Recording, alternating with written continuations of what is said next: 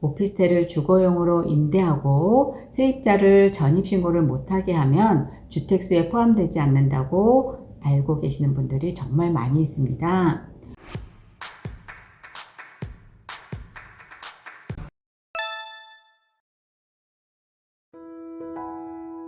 안녕하세요. 여러분들이 궁금해하시는 모든 부동산 이야기를 먼저 알려드리는 루원 센트럴 부동산 TV 한명아입니다. 요즘은 오피스텔이 뜨거운 감자로 올라오면서 오피스텔에 대한 문의가 많은데요. 분양을 받아야 하는지, 가지고 있는 오피스텔을 가져가야 하는지, 팔아야 하는지 정말 문의가 많이 오고 있습니다.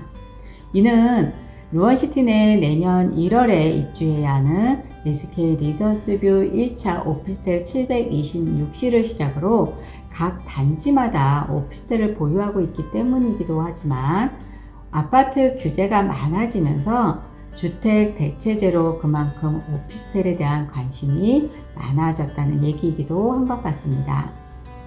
그래서 시작한 오피스텔 세금이 어떤 것이 어떻게 나오는지에 대해서 알아보는 시간을 가지고 있습니다. 영상 들어가기에 앞서 구독과 좋아요 부탁드립니다. 여러분들의 응원과 함께 더 열심히 하는 루원 센트럴 부동산 TV가 되겠습니다.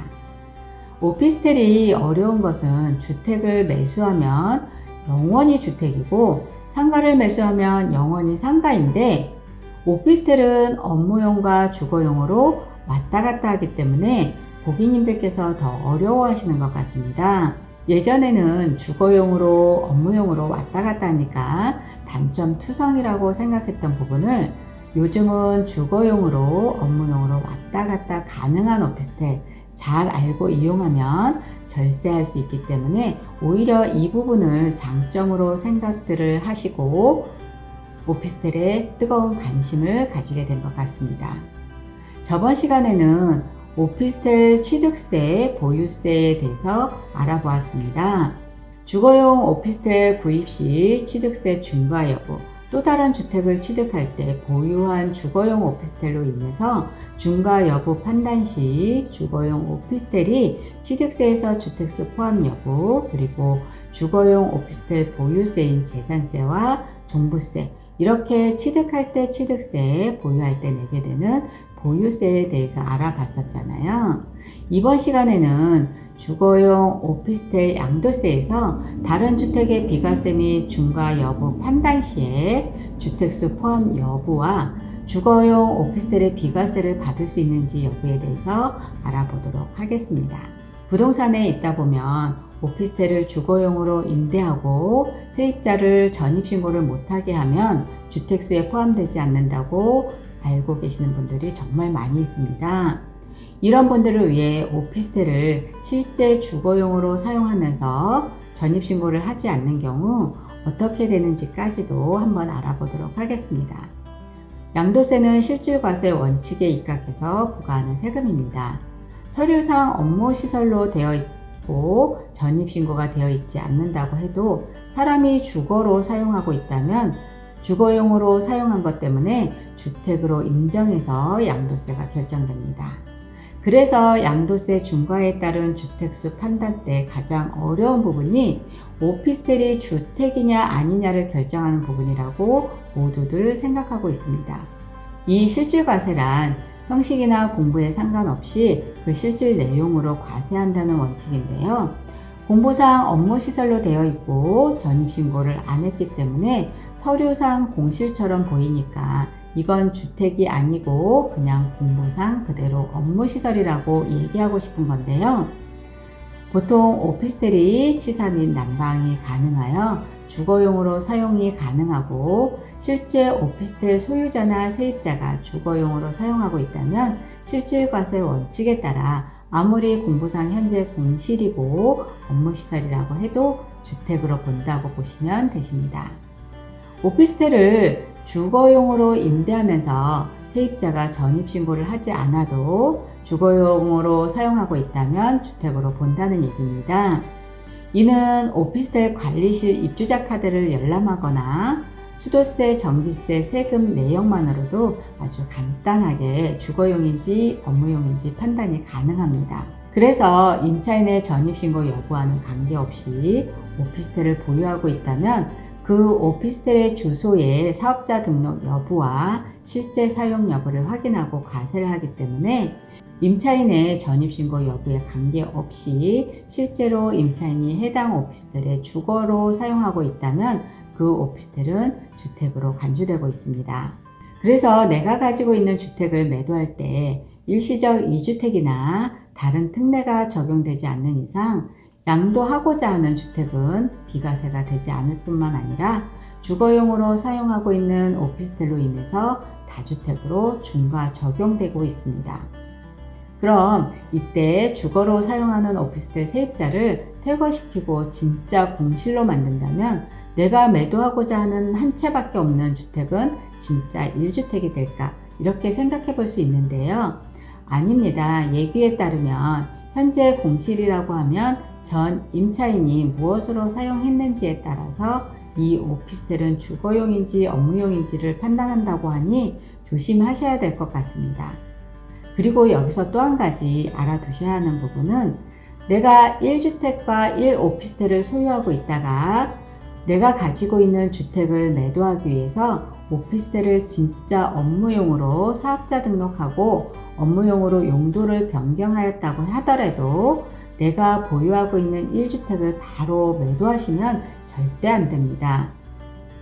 21년 올해부터는 다주택자가 최종 1주택이 된 때부터 기산해서 2년이 지나야 비과세가 되므로 매도하고자 하는 1주택이 비과세 요건을 충족하였다고 한다면 오피스텔 용도 변경 후 2년이 지난 후부터 비과세를 받을 수 있습니다. 이런 부분 때문에 오피스텔 소유를 꺼려했던 부분이 있었습니다. 요즘은 1주택을 보유하신 분들이 1주택을 추가로 매수한다고 하면 먼저 취득세가 중과가 되고 일시적 2주택을 만들지 않는 한은 계속 2주택으로 양도세 중과에 해당되기 때문에 양도 차익이 많다고 해도 세율이 높아지기 때문에 실제 투자 목적이 훼손되지만 1주택을 보유하신 분들이 오피스텔을 추가 매수한다고 하면 일단 취득세 부분도 중과 아닌 4.6% 단일세율이고 양도세도 세법을 잘 알고 이용만 한다면 양도세 중과를 피해갈 수 있는 방법을 만들 수 있기 때문에 장점으로 부각되고 있습니다. 여기서 한 가지, 오피스텔이 이렇게 장점으로 부각되고 있다고 해도 오피스텔은 반드시 옥석을 가려서 투자해야 한다는 원칙은 꼭 가져가셔야 합니다. 아파트를 대체할 수 있어야 하므로 중대형 오피스텔 투자를 권해드립니다.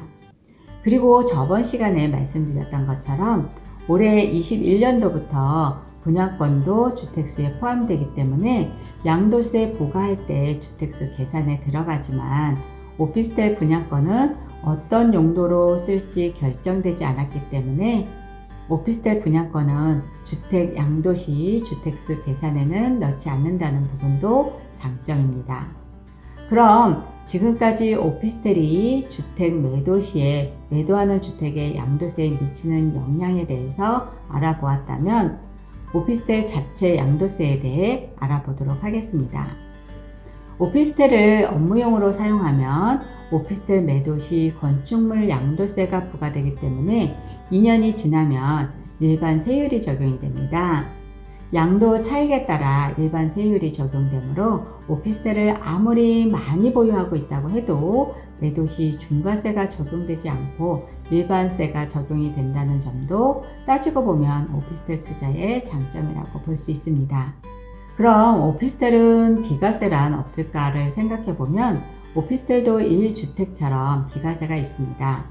양도세 비과세는 국민의 주거 안정을 위해 1주택에 대해서 비과세 요건을 갖추고 9억 이하라고 하면 과세관청이 과세권을 포기하는 비과세가 됩니다. 물론 일시적으로 2주택이 되었다고 해도 요건을 갖춘다면 9억 이하에 대해서 비과세를 해주는 이른바 주택에 대한 비과세 부분이 주거용 오피스텔에도 똑같이 적용되고 있습니다. 비록 공부상이 업무시설이라고 하더라도 실질 과세 원칙에 따라 실제 주거용으로 사용했다면 1세대 1주택 비과세 요건이거나 1세대 일시적 2주택 요건도 따져서 비과세 적용을 받을 수 있습니다. 그동안 어렵게만 여겨졌던 양도시 주택수 판단 여부는 주택으로 사용하면서 주택이 아닌 것처럼 보이게 하려다 보니 여러 가지 문제점들이 지적되어 왔습니다.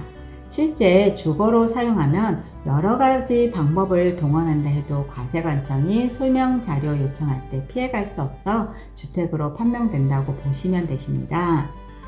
실제 업무용으로 사용하면 업무시설이므로 여기에 맞춰서 주택수에서 뺄 건지 비과세를 받을 건지 아니면 일반 과세를 받을 건지 방법을 찾다 보면 오히려 간단하게 해결되는 장점들이 보일 수도 있습니다. 오늘은 저번 시간에 이어서 주거용 오피스텔 양도세에서 다른 주택의 비과세 및 중과 여부 판단 시 주택수 포함 여부하고 주거용 오피스텔의 비과세를 받을 수 있는지 여부에 대해서 알아보았습니다. 다음 시간에는 많은 고객님들이 어려워하시는 주거용 오피스텔 부가세 환급을 받을 건지 안 받을 건지 아니면 어떤 게 유리한 건지에 대해서 알아보도록 하겠습니다. 이상으로 모든 부동산에 대한 이야기와 고민을 고객님들과 같이 생각해보는 로원 센트럴 부동산 TV 현명하였습니다. 감사합니다.